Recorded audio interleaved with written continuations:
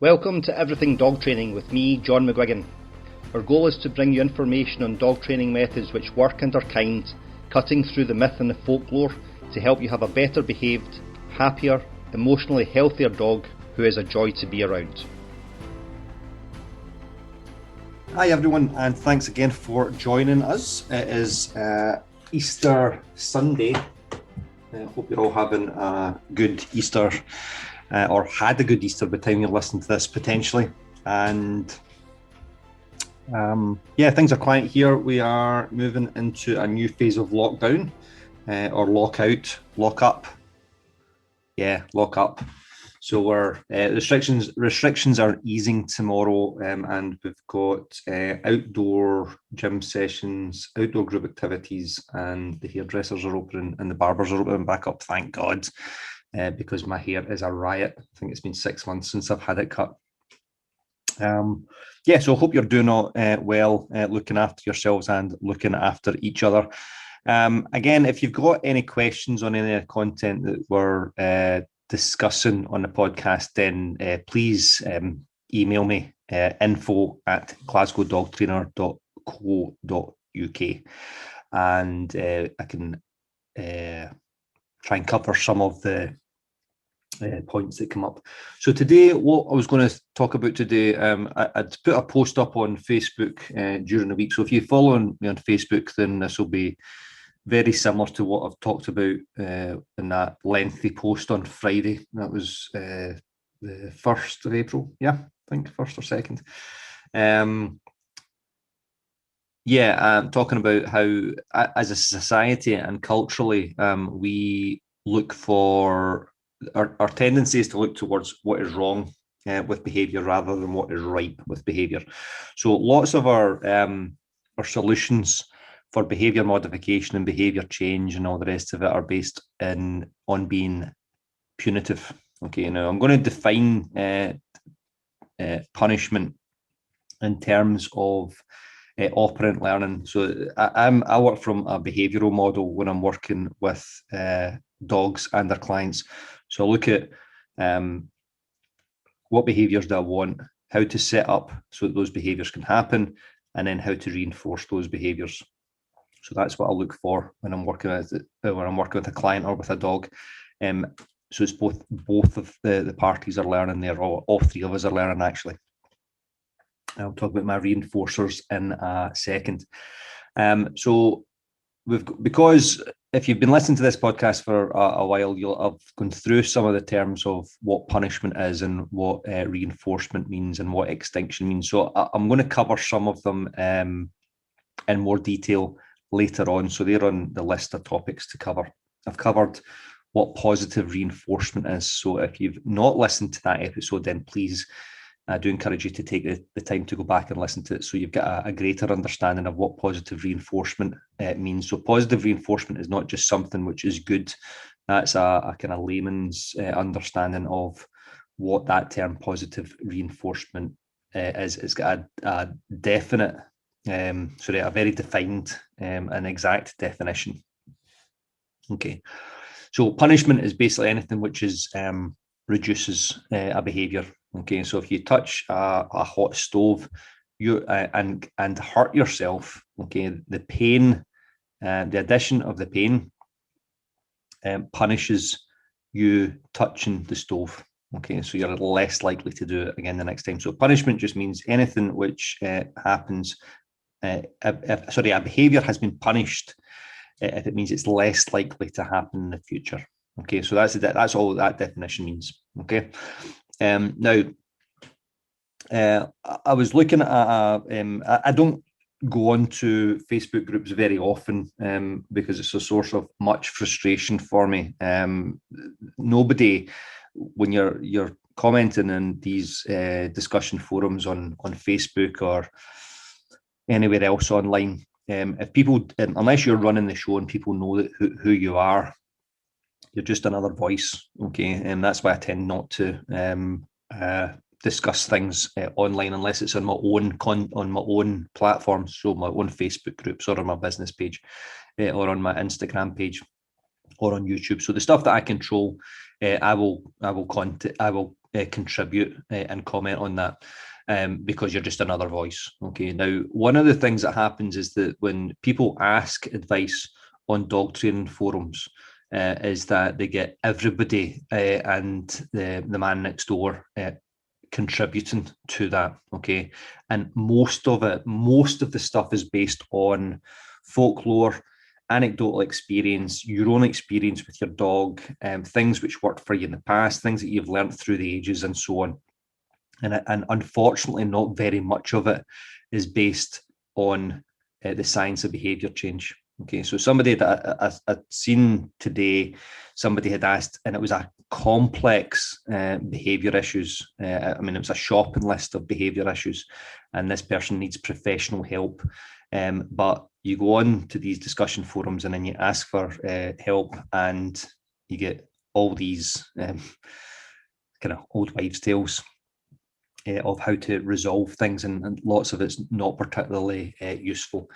So I just wanted to talk a little bit about that today. All right. Now, the question that came up was, how do you stop a puppy from biting? Okay, so that was the question came up, and I'll go through some of the responses that were given. Okay.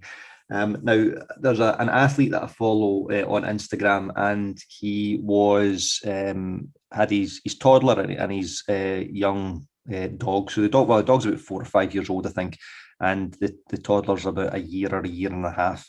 And he'd shown a little video, and he says, it's a in inverted commas cute video of the dog interacting with the child, and the child shouting at the dog, no, no, no, no, no, no, no, no, no, no, no, no, okay, and telling the dog no. All right. So that child has learnt that from the parent, okay. When the dog does something it's not supposed to do, it gets told no, okay. Now, a few years ago, I worked with a couple. So they were grandparents, and then they had their children and then their grandchildren all stayed in the one house, and they had this glorious 6-month-old Labrador. This was a long time ago, and this really, really nice 6-month-old Labrador who was just unruly. Okay, and I mean unruly as in hadn't learned or been taught what the rules of the house were. So he jumped up, grabbed food, ran around, and basically just had a riot to himself. And I could, again, based on my own experience from dealing with people for my whole life, got a feel for how they interact with their dog just by some of the language that they were using. And so I asked them, do you ever tell your dog off? Do you ever reprimand your dog or tell them no? And they kind of then realize, well, we don't want to tell the dog trainer that we tell the dog no all the time. So they said, yeah, maybe a couple of times a week we would tell the dog no. Okay, so their toddler was in the room.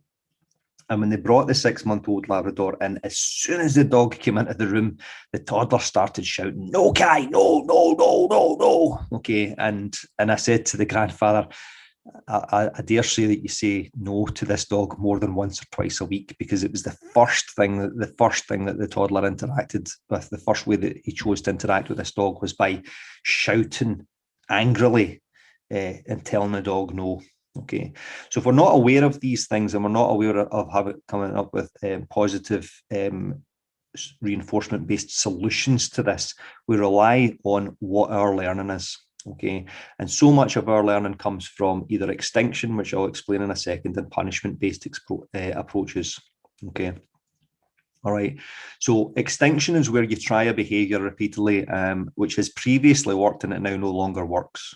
Okay, so if you somebody texts you and you don't want them texting you, okay, and you have previously engaged with them by text, and you start ignoring their text messages, what you're now doing is you're putting them on their behavior of texting you on an extinction contingency. So basically, they text you and they get no result from it. Now, think of it with if you press the button for a lift or an elevator and it doesn't come, you then press it again, and you'll maybe stab it 3 or 4 times before you finally take the stairs. Okay, so that frustration that you get when you're punching that button and it's not working is inextricably linked. Okay, they go together. That you cannot pull them apart. Frustration goes with extinction. So if a dog is jumping up on you and you ignore your dog, and the dog is jumping up on you because that behavior has previously worked for the dog, and that no longer works, the dog now starts jumping up on us more, gets frustrated, tries harder, and the frustration can then manifest in other ways through destructive behaviors and so on, or trying harder. So they now jump up and mouth you or bark at you. Okay. So we are this ignoring the bad behavior. Okay. It's just terrible advice. Okay. And I'll cover this in future episodes. This ignore the bad behavior nonsense. Okay. It comes from a dilution of the science of behavior change. Okay, so it's been diluted so many times that it now no longer has any meaning. Okay, so it's like when people tell you to eat right and exercise, which has been the kind of health advice for decades now, that's meaningless information. Absolutely meaningless information, because it gives you no detail on how you actually eat right and what exercise works, how often to do it, and so on. There's no detail in it. Okay, so extinction. The dog trying over and over and over again. So we ignore bad behavior. The dog pulls in the end of the lead, and we just we see that no longer works. But we stand still and so on. So extinction causes frustration. Okay, and then punishment-based approaches also have an emotion attached with them. Okay, so the dog is either relieved from the application of the consequence that they don't like. Okay, so you basically, so think about it when you get stared down by your parents as a child, you get that, you're at church or whatever, and your mum stares at you because you're not behaving properly. Okay, properly, again in inverted commas. Okay, so that's, you then look away and behave yourself in order to relieve yourself from that pressure. Okay, or you're wanting to avoid it. Okay, so it's a kind of dread that it's going to happen, or a relief that it has been removed. So those emotions there go together when we're working with when we're working with punishment-based approaches. They cannot not. Okay, so they have to go together. Okay, now the other one is if the dog goes to jump up and you pull the treat away from it. So that again causes frustration. Okay, so we've got all of these different things that we use, and this is ingrained in us as a species. Okay, in prehistoric times, when we were before, in our genetics, when we were before we were Homo sapiens, and we'd be sitting and we'd be grooming each other, okay, as a more primitive ape or primate, and you're looking for all the little things that are wrong with, through the hair and through the skin. So it's all the little little bits of dirt or the little insects or something like this, and that's what you're picking out. So we're, as a species, it's ingrained in us to see what is wrong with behavior. Okay, that's wrong, so I need to correct it. And that's then compounded by how we have learned. Now, let's see, what's the word I want to use for this? Things have changed. Okay, so I have raised, my children are now, will be 19 and 21 this year. And I have raised them considerably differently from how I was raised and my siblings were raised. Okay, considerably differently. Okay, my sister is 20 years younger than I am. My youngest sister, there's 6 of us. So my youngest sister is 20 years younger than I am, and my parents raised her considerably differently from how they raised the 4 older ones. Okay, or the 4, considerably differently, right? And rightly so. Okay, rightly so. So as we progress, scientific progress goes boink. Okay, so we as we know more about this stuff, we then start applying this stuff. So we should now know as a species, because it's not as if the scientific community hides this stuff, is that using aversive methods or coercive methods for behavior change does have fallout. Okay, and it has either short-term fallout or long-term fallout on the learner. So it either becomes externalized, where the learner will lash out and do other behaviors in order to try and relieve themselves from the pressure now, okay, or it gets internalized and we become ill as a result. Okay, so it's ingrained in us from. So if you're unfortunate enough to be over 40 years old and to have or to have been raised with parents who were more punitive in their approach with you, that's what you've learned. Okay, you've learned that if you do something wrong, you get given into trouble for it. So you then don't do the thing that you've done wrong in order not to be given into trouble for it. Okay, so, and it's built in our work. It's built in parenting. Okay, it's built into our legal system. So law and order is all about punishment. Okay, you get fined for speeding too fast. You don't get rewarded or get, free coffees for driving at the speed limit. The church, okay, so if you've been raised in organized religion, it's all you're going to the bad fire. Okay, right, that's what happens if you sin. You're going to the bad fire. Okay, so that again, that's all a punishment-based approach. If you're late for your work, you'll be reprimanded, and then you could be docked pay, or you could lose your job. Okay, or given bum assignments, which are nobody else wants to do. So that's based on punishment. Okay, so all of this stuff, so much of what we do as a society is based on concentrating on the behaviours that we do not want and basically suppressing those behaviours. Okay, and then that then leads into our lives with our dogs. So you tell your dog no, you check your dog in the lead, you ignore your dog when the dog jumps up on you to say hello to you.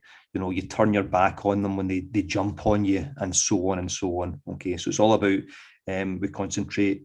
There's a tendency within dog training to concentrate on the things that we don't want, and that's just because we're human. Okay, and that's just from our human learning. Now, the other thing that happens with this is that within the positive reinforcement dog training community, we've been doing this stuff a long time. Okay, so I've been doing this stuff now for over 12 years. So when you're then engaging with your peers, it's this big echo chamber, and then that's further exacerbated by social media. Because you're fed in more and more opinions that are similar to yourselves rather than ones which are different. So there's an assumption and I do see this, there's an assumption in positive dog trainers to think that everybody knows this stuff, and they don't. Okay, they really, really don't. Okay, and I'm going to give you some examples of how much people don't know this. Okay, so the question in the forum, and this is not when you're with all of this, the content I put out, I'm trying to give you principles and what's the word I'm looking for? Lost. Okay, sorry.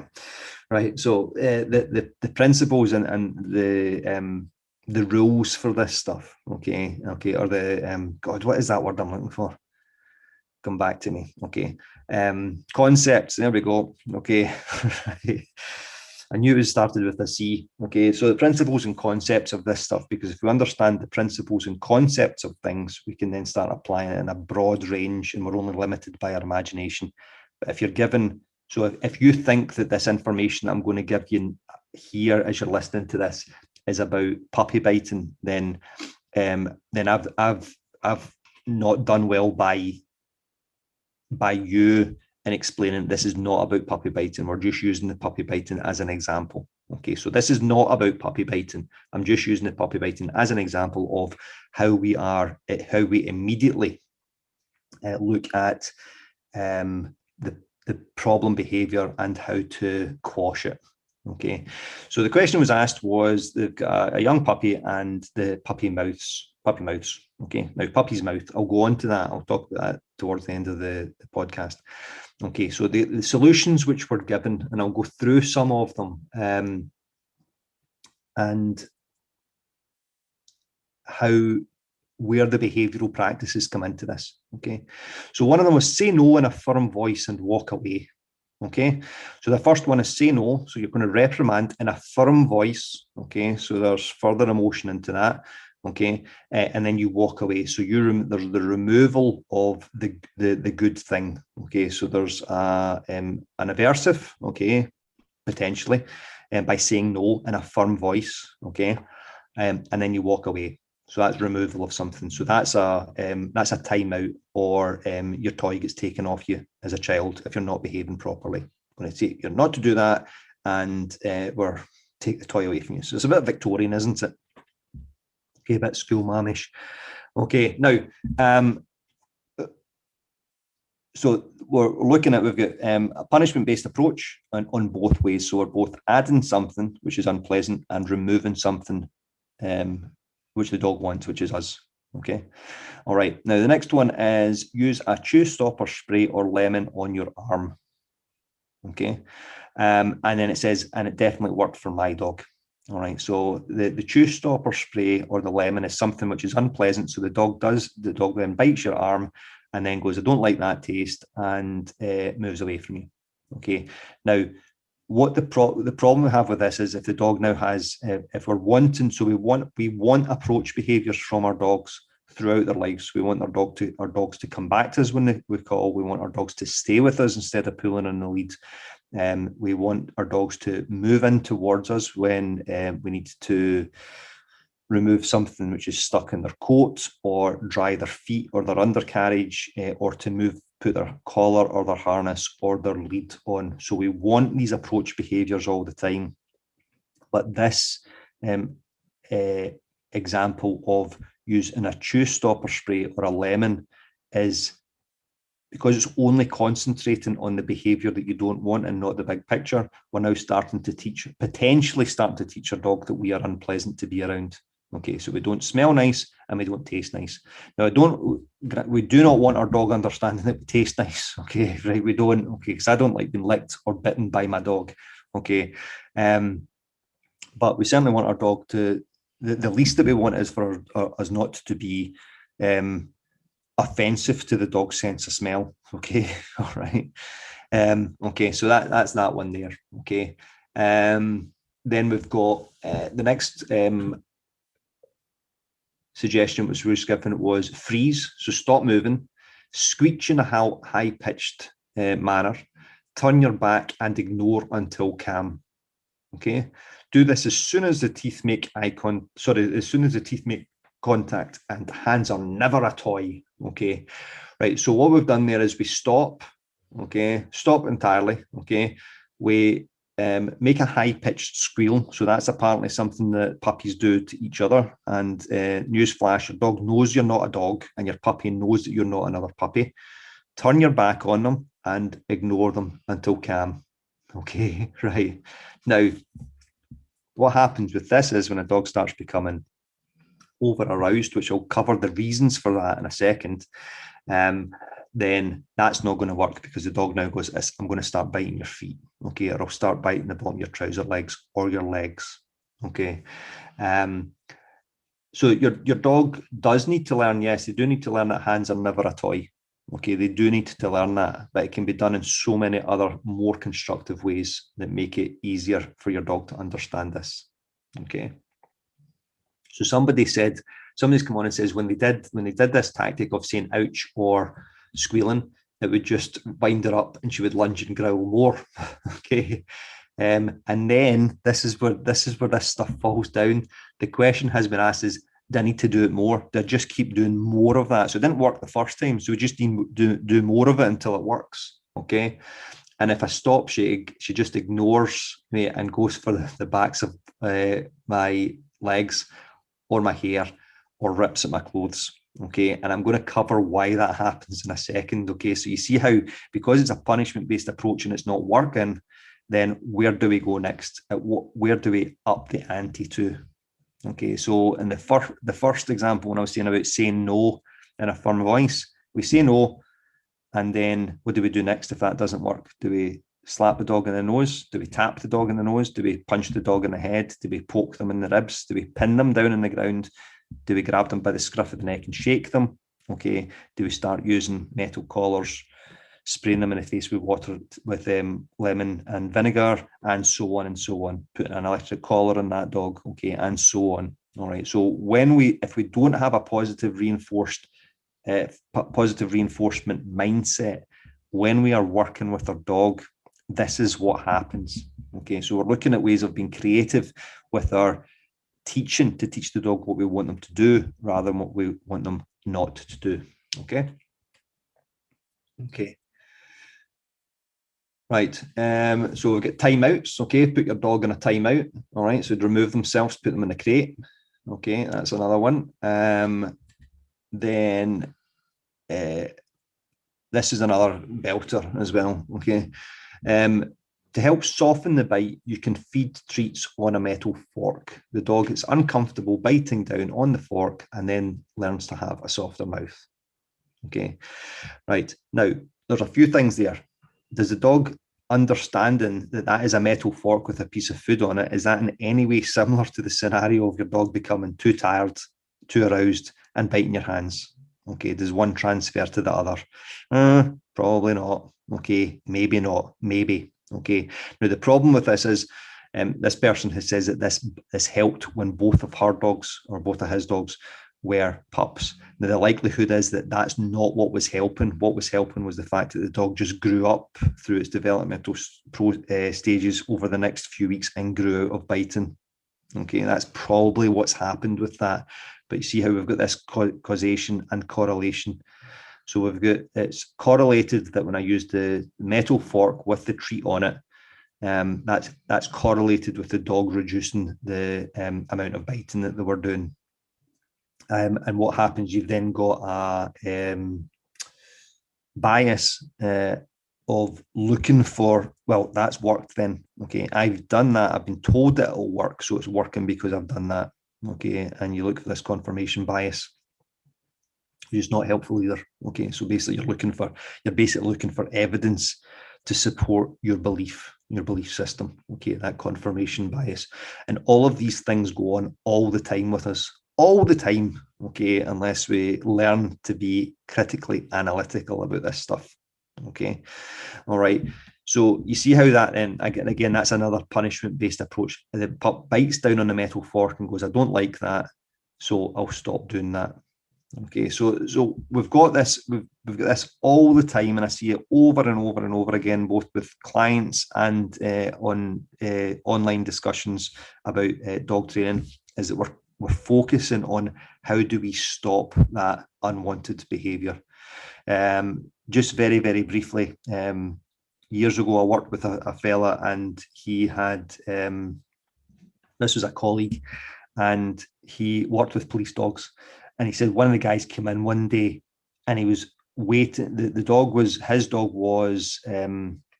licking urine off trees and grass and stuff like this at the park. Okay.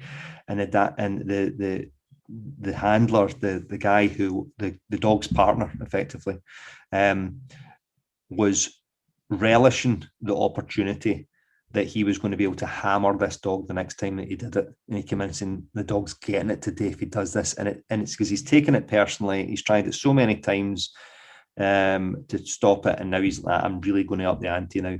Okay. And I won't even tell you about what he was planning and doing with this dog when the dog started licking urine. Okay. But this is that, and that's a relatively extreme. And in fact, I don't, from my experience, it's on the more side of extreme, but it's not well out with the realms of what I have seen. Okay. Now, so let's look at it from a behavioural approach. Okay, that puppy mouthing behaviour or puppy biting. Children cry. Okay, children cry in order to get, so babies cry, infants cry in order to get their needs met. Okay, so the function of crying is to get fed, to get picked up, to get put down, because it's too bright, because it's too dark, because they're lonely, because they are wet, because they're dirty, and so on and so on. So we could come up with 10 reasons why a baby cries. That's the function of the baby's crying behaviour. And as they grow up, they get better ways to tell you that they need their needs met. Okay, can I have a drink of water? Or can you give me a blanket? Okay, or can you give me a cuddle? Okay, and so on. So very often, in similar terms, puppies bite and they mouth because they've got no other way of expressing themselves. They've got no other way of getting their needs met. So the first things that we should be doing with puppy training, with puppy mouthing, is we look at, are the dog's basic needs being met? So I had a client a few months ago who said that she got up in the morning and the dog was kind of went wild. Okay, it's a golden retriever puppy, went wild and was biting at her toes first thing in the morning. And I said, can you take her out to the toilet and see if that makes any difference to her biting? So what the woman then did was immediately, upon getting ready in the morning, would put her shoes on, take the dog out the back, let the dog toilet, and just in doing that, she saw a massive reduction in the amount of mouth and biting behaviours that she was getting first thing in the morning. Because the dog's telling you, I need out for the toilet, okay? And that is what, now they can't tell you that, okay, because they're weeks old, and that ill feeling of, I really need the toilet, goes somewhere. And where that goes is on your feet with their mouth. Okay, that's how it manifests. Okay. So looking at the dog's basic needs, are they, when your puppy is mouthing really hard, they are generally too tired, too hot, needing the toilet, thirsty, or hungry. So if we look at those 5 things first and attend to those 5 things, then we'll see and attend to them routinely throughout the day, and not just wait until the dog starts biting, the puppy starts biting in a manner which is more aggressive than we would like. Okay, we'll see a reduction in that biting. Okay, so this was again a couple of years ago. Big working type dog, so police type dog, and the family had bought the dog, and the mum was saying the dog was, and these are her words, extremely aggressive around the children. Okay, biting really hard and snarling and showing the dog's teeth. And I said, when was this happening? She says, it happens about 6 o'clock at night. I says, and what are the kids doing? The kids are playing with the dog, picking the dog up, trying to give the puppy a cuddle, and so on. And I says, your dog's tired and needs to be left alone.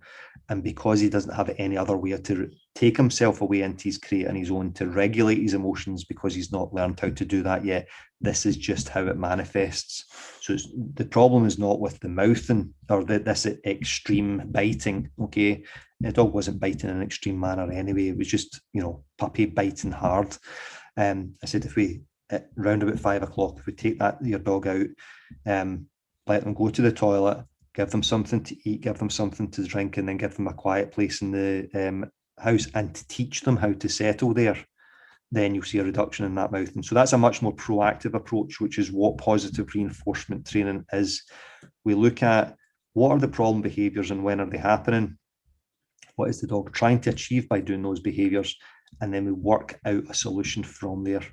Okay, so I'd put up this post the other day when we're talking about this, and somebody had said, well, how do you do it then? So even though I've explained, and again, and it's just, I'm not bashing anybody, people don't know what they don't know. And it's challenging when we're having these discussions about this, that I'm not coming across as an arrogant know-it-all, which I definitely do not know all of this stuff. I know a lot of it because I've studied it, a lot, and I've spent my career for the last 12 years doing it, and I'm super geeky about it.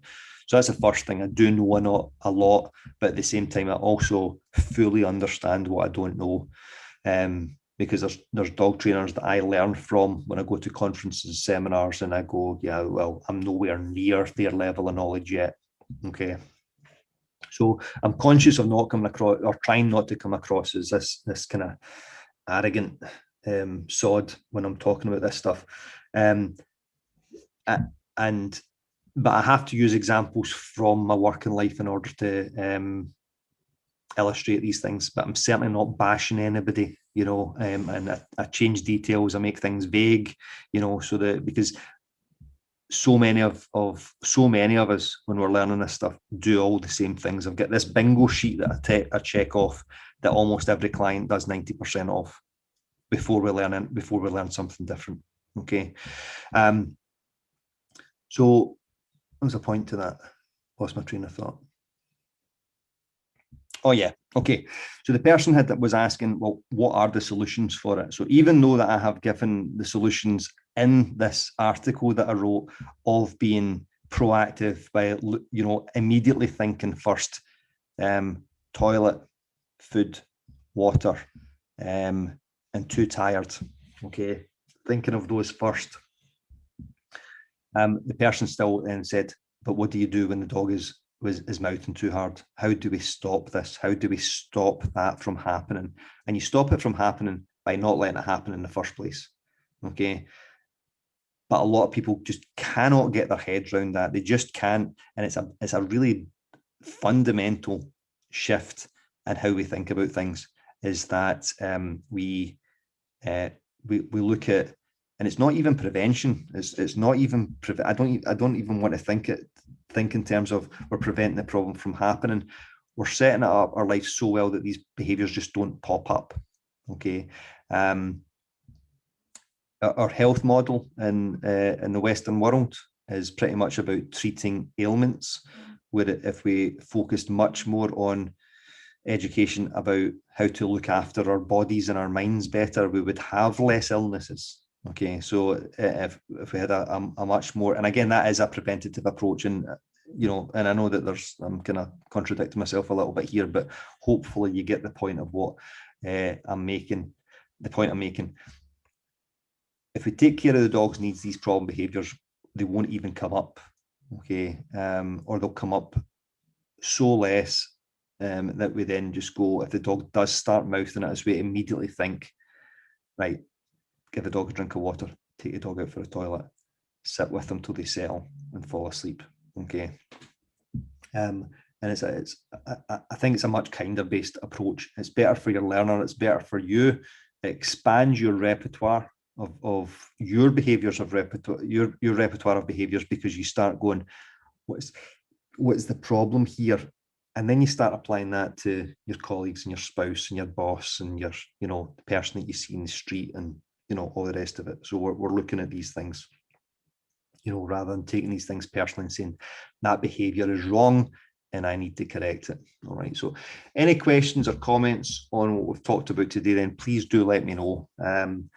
This is